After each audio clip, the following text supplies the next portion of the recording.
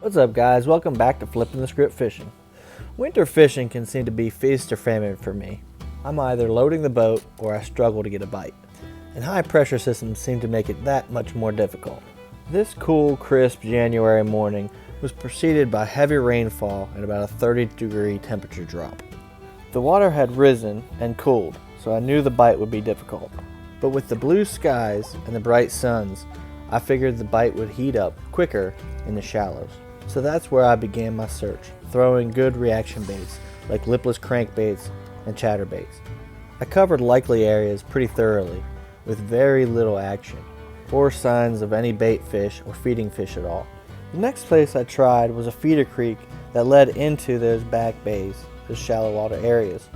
This creek had deeper water up to 12 feet deep and laydowns that I could pick apart with a jig and a square bill crankbait.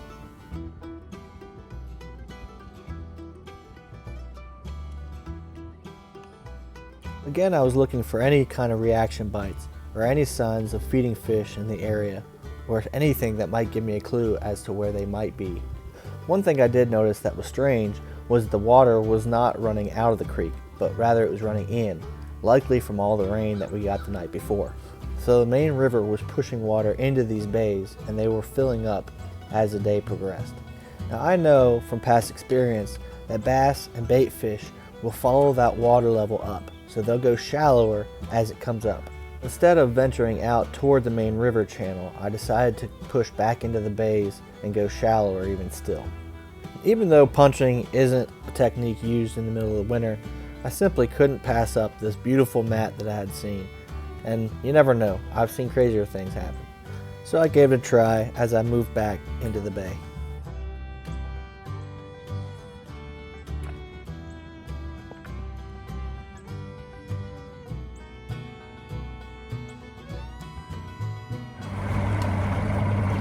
Decided to idle back the creek toward the bay, and what I noticed was there's a little bit of activity from bait fish, and you can see that bird right there also signifying bait fish. So I decided to throw a lipless that mimicked these bait fish really well and fished an area where the bay dumped into the creek and had a slight depth change.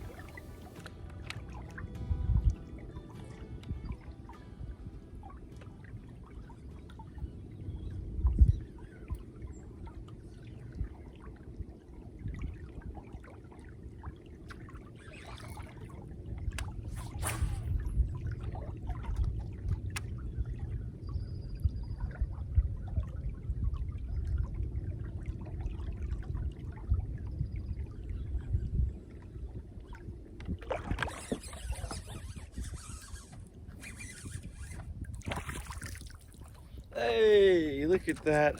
Got the skunk out of the boat.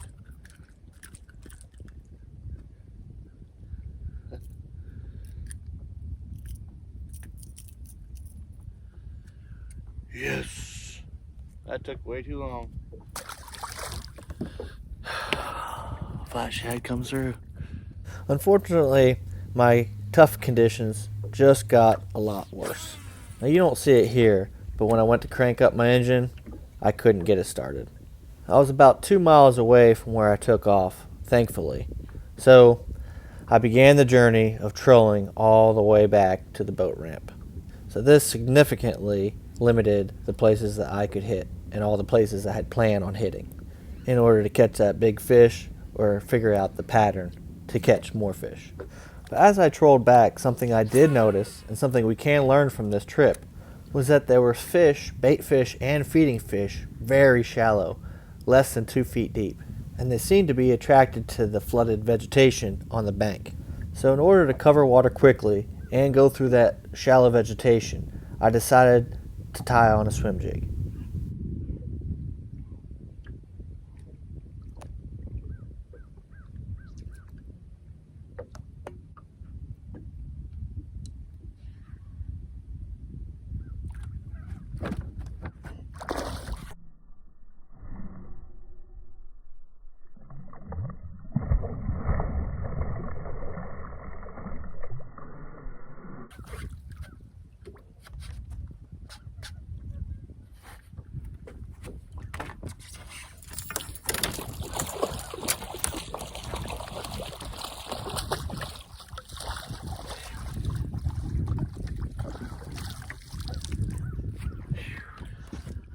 swallowed that. All right, came right out. My goodness. There we go. Worked hard for that one. Really hard.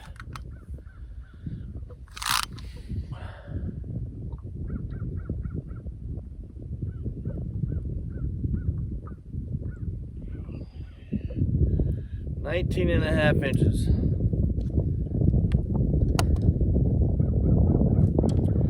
Got it on a Z-Man swim jig. It's a good fish.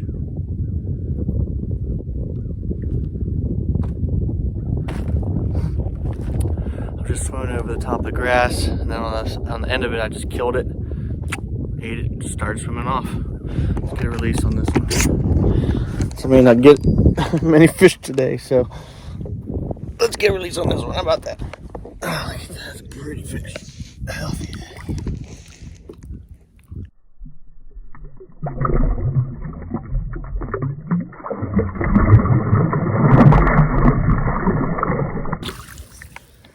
Alright.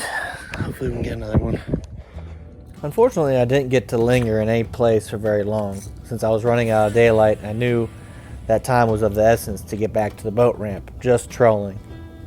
Furthermore, I knew I had limited juice to get from point A to point B, so I couldn't follow the bank like I wanted to, and I had to just troll over deep water. And even though that jig is really good all the way into March and April, I couldn't fish it any longer. So I used this opportunity to throw some baits I normally might not otherwise throw. Some large lipless crankbaits and also some glide baits. I figured if I was going to get a bite, hopefully it would be a giant. 5 hours later of non-stop trolling and in sight of the boat ramp, my batteries started giving out. And when it was obvious to me that I wasn't going to make it, the good Lord sent me a good Samaritan. Something to remember anytime you're on the water, if you have an emergency or just need some help. The universal sign to any boater that you need help is to take your dip net and wave it in the air, signaling for them to come over and help you.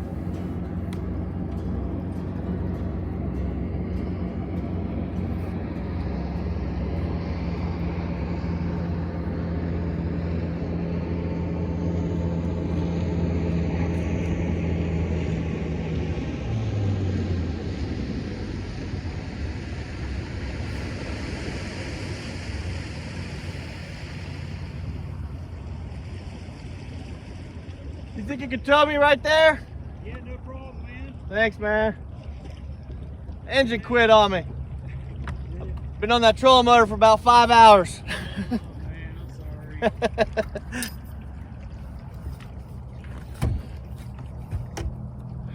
You're almost there. Yeah, I got just a little bit of juice. So I don't think I'm going to make it. Yeah, that's good.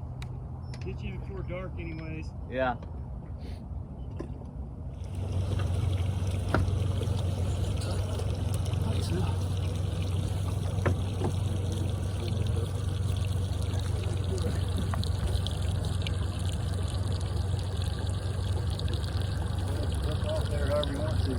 Okay.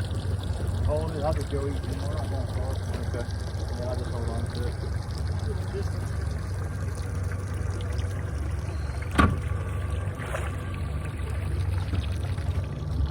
What, did you get any fishing in? Do what? Did you get any fishing in? Yeah, I got a little bit in, but I tell you what, it's kind of tough. There's a couple places I wanted to hit that I was feeling good about, but I never got to hit them. So. I want to take a minute to thank Harry for coming and helping me get to the boat ramp. He was one of the nicest guys that I've met. We talked fishing all the way back to the ramp, and he never made me feel like I was inconveniencing him in any way, shape, or form. And he is one of the best examples of why I love the fishing community and why I started flipping the script fishing to begin with. Yeah, if you want to, just toss it.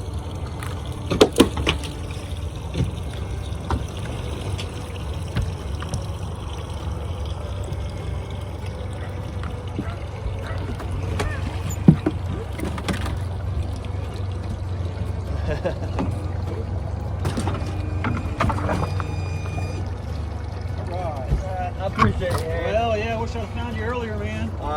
good. Well, I had daylight. I was wanting to fish anyway. So. Yeah. Just wasn't quite the fishing I was wanting to do, but. Well, like I said, it happened. If you're ever around Chickamauga, look me up. I got a little YouTube I've been doing called Flipping the Script Fishing. Flipping the script. Yep. Oh, okay. And yeah, usually Chickamauga is my stomping ground, but Yeah. yeah, it's been doing pretty good up there. Yeah, they've been, do you know Dylan and them? What a small world it is. Till next time, guys. Tight lines.